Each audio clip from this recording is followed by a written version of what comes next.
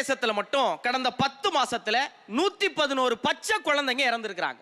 காரணம் வறுமை, பசி, ஊட்டச்சத்து குறைபாடு இல்ல.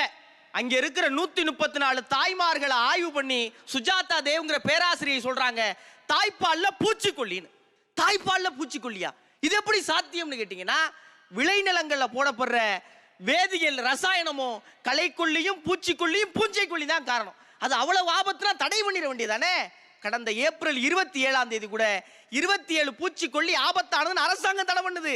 ஆனா அந்த ரசாயன நிறுவனம், உதாரணத்துக்கு அதோடைய வணிக பெயர் குமரன் களைக்கொல்லின்னு இருக்குன்னு வைங்க, அதை மட்டும் மாத்தி மகேஷ் மருந்துகள் மறுபடியும் சந்தைக்கு கொண்டு வரேன். இத நம்ம விவசாயி எப்படி கண்டுபிடிப்பேன்? நம்ம குறுக்கு வலிக்குதுன்னு மருந்து கடையில் ஐயா மாத்திரை கொடுங்கன்னா நீளமோ பச்சையோ ஏதோ ஒன்று கொடுப்பாங்க, வாங்கி வாயில போட்டு வரும்ல. இதே தான் விவசாய நிலைமையும். அவனை பொறுத்த வரைக்கும் ஐயா பூச்சி இப்படி கடிச்சிருக்குன்னு சொன்னா இங்க உள்ள அதிகாரி ஒரு மூட்டையை கொடுத்து இந்த திட்டத்தில் போடுங்க ஏம்பாரு. இவரு வாங்கி அப்படியே போட்டு பழக்கப்பட்டுட்டாரு. அந்த வேதி சேர்மம் என்ன செய்யும் உடம்புல? புல்லுலையோ நெல்லுலையோ போடும்போது 1 மடங்கா இருக்கிறது மாடு கடிக்கும் போது 2 மடங்காகி வகுத்துக்குள்ள 4 மடங்காகி பாலா கறக்கும் போது 4 8 இல்ல 16 மடங்காகி அதை பாலா போன மனுஷன் குடிக்கும் போது 256 மடங்காகிற வேதி சேர்மம் நம்ம ஹார்மோனை பாதிக்குது, நாளமில்லா சுரப்பியை சீர்குலைக்குது, நம்ம மரபணுவை மாத்துது.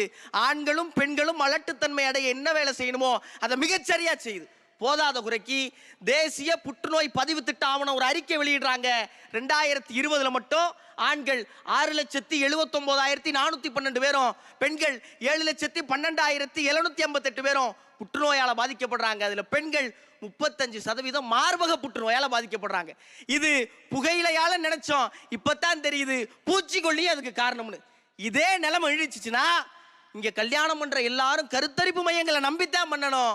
புற்றுநோய் சக்கரை வியாதி மாதிரி சாதாரணமா நமக்குள்ள கலந்துரும். உலக அரசியல்லாம் தெரிஞ்ச நம்ம இப்ப உணவு அரசியலை தெரிஞ்சுக்க வேண்டிய நேரம் வந்திருக்கு. இதுக்கப்புறம் இந்த மண்ணை காப்பாத்துறனாலும் மருந்துக்கு அவன்கிட்ட தான் போய் நிக்கணும், மனுஷனை காப்பாத்துறனாலும் மருந்துக்கு அவன்கிட்ட தான் போய் நிக்கணும். ஆனா அவன் காப்பாத்துறதுக்கான மருந்தை மட்டும் ஒருபோதும் தரமாட்டான்னு தெரிஞ்சுக்கணும்.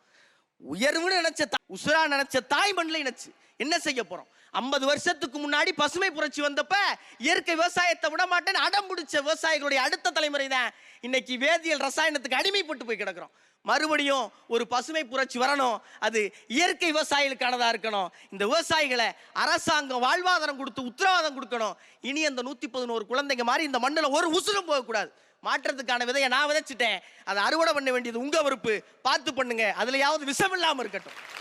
நன்றி.